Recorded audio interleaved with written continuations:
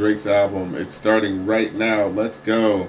CN Towers by Party Next Door and Drake. Let's get into it, y'all. City is pretty when it's dead, just like a flower.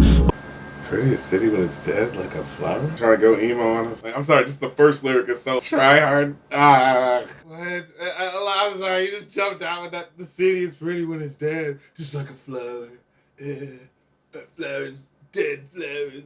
Like, I kind of like the city is pretty when it's dead. Like, okay, just like a flower. Flowers are pretty when they're dead. It's like, I like it. People really like flowers when they're blooming. What are you talking about? What color's the CN Towers? Red tonight, just like the text I sent you from the bed tonight. I guess there's a specific look to it, but people specifically like it when they look good. But again, he's being emo. And then what color's the CN Tower? Oh my god, I'm already just going like, what? Drake hater is coming out. He's pulling it out of me. I don't want to do this. I'm turning it into the fucking Blue Hulk over here. Thought I laid that shit out perfect, put it on the floor. Put it on my son, I put it on the Lord. Oh, he really brought it up. Put it on my son. Are you promising some honesty and putting that on your son? Oh, wow. That's interesting. Okay. Oh, he's doing it to himself. I don't even want to do it. I'm not thinking. I'm just trying to enjoy the music and play video games. He keeps saying dumb shit. Right, excellent. Promising honesty while bringing up the kid you tried to lie about for a press run is crazy. If we know it's just a song, yeah, you know, it's some sexy songs for you. Okay, be sexy then. Also, is Party Next Door been singing it all? The city is pretty when it's dead, just like a flower. What color's the CN Towers? How is that the hook? I think that's him singing. I think that's Party Next Door singing. I think Party Next Door made an album and Drake was like, let me just put my vocals over having that shit. That's what this shit is sounding like.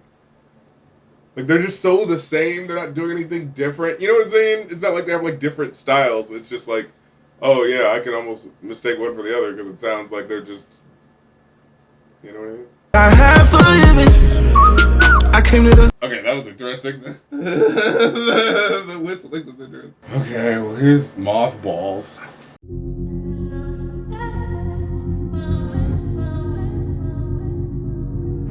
Creepy Cribble, fun fact, the dude's name is Party Next Door because the party's always anywhere where he ain't. Well, that is how this music sounds. It sounds like there's like some lively music happening a couple doors down. You know what I mean? Like, that's how this shit always ends up sounding, with the muted, too cool to sound lively, you know what I mean? Drums, you know?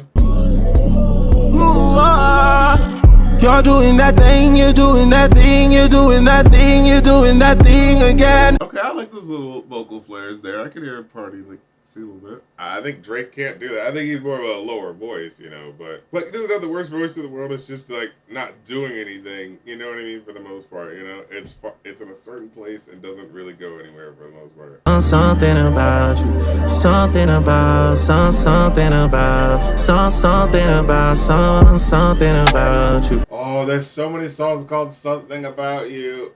And that, like, immediately I'm thinking, Daft Punk shit is coming to mind, and this is just not cutting the mustard. Something about, something about you, something about, this is so basic. What are we doing? Like, I get it, love songs, but like, fucking, come on. Put some effort into it. Like I said, I'm trying to give it props where it can, you know, because it's like, there's a lot of people, like, when they listen, it's like, oh, it's time to hate on Drake, it's time to just, you know what I'm saying, go to your positions and just be a hater and, like, pull everything apart. It's like, no, I don't want to do that. I genuinely am trying to give this a chance. And then if it's whack, then, you know, to say we let the chips fall where they may.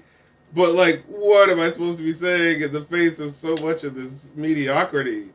She from Michigan, but she tastes like water. What? She's from Michigan, but tastes like water? Is that an actual line? Come on! This is what I'm talking about! Wait, who the fuck said that? Hold on. Hold the fucking phone.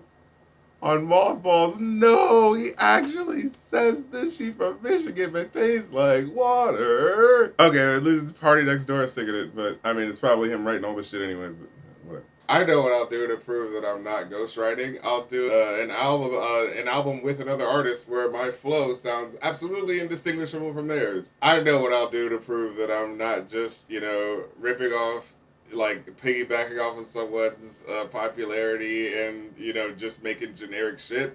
I'll make this album where it's just a bunch of generic shit. It's like, are you serious? Like, you're not even rising to the challenge. Like, it's just, like... In the middle of Chanel, all those tears of joy from your eyes, I can't tell. I did hear Party Next Door was actually singing a little bit, doing a little way in a way that I thought was kind of cool. I was like, okay. I'm pretty sure I've heard a couple songs about crying in a Maybach and crying, you see, I'm trying to prove a point about how, despite the riches, I'm actually suffering. Spiderman, Superman, love songs, huh? Alright. Girl, I wish I could save you, but I can't. The girl took me for Spiderman, Superman. That's why it's called that. That's so weak. But there's some reason why they were doing both of them. It's just, right, bro, you could have just called it Aquaman, Ant-Man, and it'd be the same. Yeah, the only reason you say Spider-Man, Superman, because they're, I guess, the more popular one. But yeah, there's no reason why it's called that. Oh, this is so basic. Yeah, Axel Lloyd, Drake doesn't want to rise to the challenge to prove he can actually write something good. He just wants to put out a hit and to quote Kendrick, "Tootsie slide up out of this one." For real, like, you can feel it in the energy of the music. You know, you can kind of like feel like, I can tell why you're doing this, you know, like you're not actually trying to go like, oh, I actually, because like I said, like we just heard some fucking smooth ass R&B is possible. It is, you know what I mean? Like, it doesn't necessarily need to be lyrical, whatever the fuck. It can still just be some like, no, it's some smooth shit, but it's still like, put some goddamn effort into it. You know what I'm saying? Put some effort into it. The women in love, walk in the strip club. Damn, I miss you, hoes. Give me a hug, give me a hug. This is so fucking whack. Why would you do? He's the give me a hug nigga guy. Like, what? That guy's not cool. This is, I don't understand. Like, he's doing this to himself. Why is he doing this? Hey, but I'm going to a strip club and being the give me a hug guy? Are you kidding me? This has to be on purpose. Like, what the fuck is going on? Embarrassing. Yeah, what? I don't understand. Axel Lloyd, where my hug at energy is not the energy you want in an album that's supposed to be sexy. Going to a strip club, sounding like he's begging them for a hug. Where my hug at? Where my hug at? Then someone who's like, oh, you don't get a lot of affection from women, so you're just trying to do anything so they have to hold their body against you.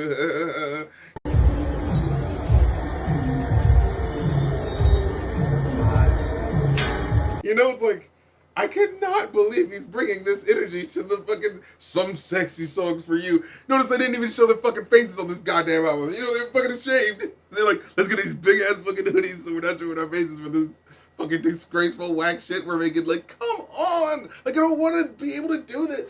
Like, you know, I'm having this double narrative of like, I want to be able to at least have some sort of conflicting, like, but some of the things are good in it. But no, it's either basic and just kind of doing the basic thing that it's supposed to do, or it's actively whack like that and giving you the image of like, am I supposed to feel like a cool guy playing the music as the Where My Hug At guy? Like, what the fuck is going on? Like, from what I got of what that song was supposed to be, it was him, oh man, okay, Kendrick Lamar just beat the snot out of me, metaphorically. Well, at least I can go to the strip club and get the strippers with my hug at, ladies. Like, you know what I mean? It gives the energy of the boxer who just lost the match. He's got a, you know, bloody eye, and he's trying to go down to the, you know what I mean, to the strip club to get some ladies to still talk to him and make him still feel like he's a man, you know? Like, it's just like, why is he going for that energy? What the fuck are they gonna do with it? Had the girls up at 29 on stage twerking with a dictionary. If that's the thing that mentions the feud about him going to a strip club and going like, who even cares? Long as my bitches love me, right? Isn't that right, Drake? Like, how is that the fucking response track where he decides to bring that up? Oh yeah, it's just some bullshit. Motherfucker thought he could beat me. Oh man.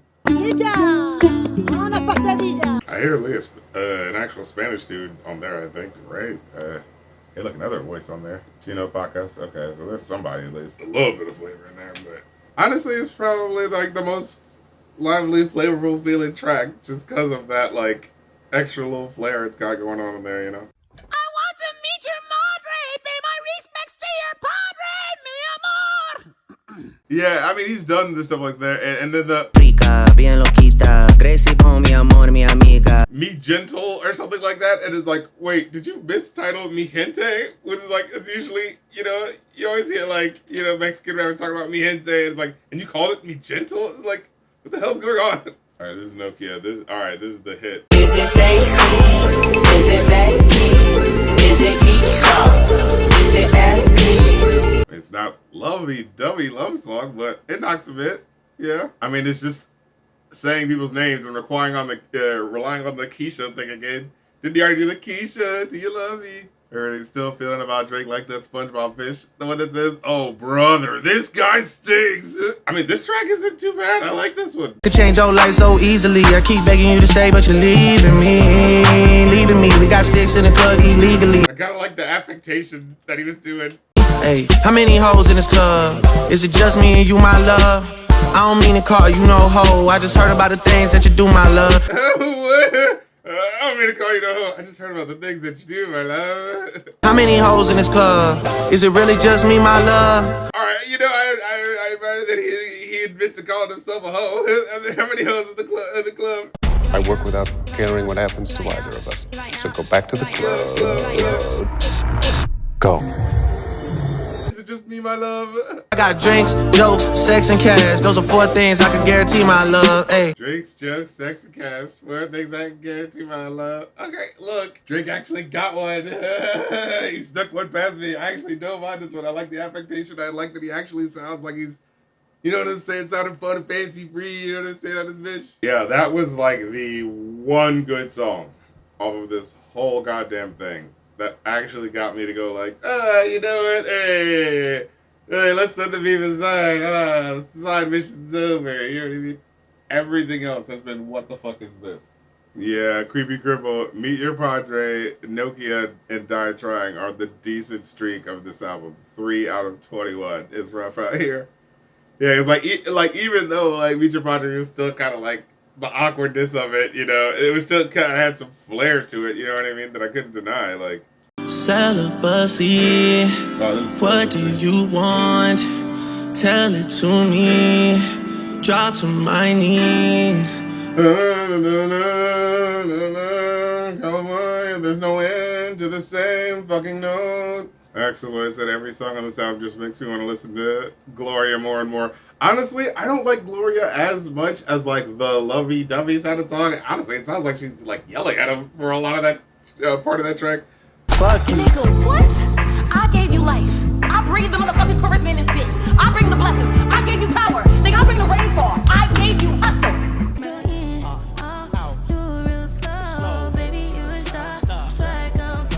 But Luther, as critical as I was to that song, I will say I would rather listen to that song 1,000,000 times than anything on this album except for Nokia.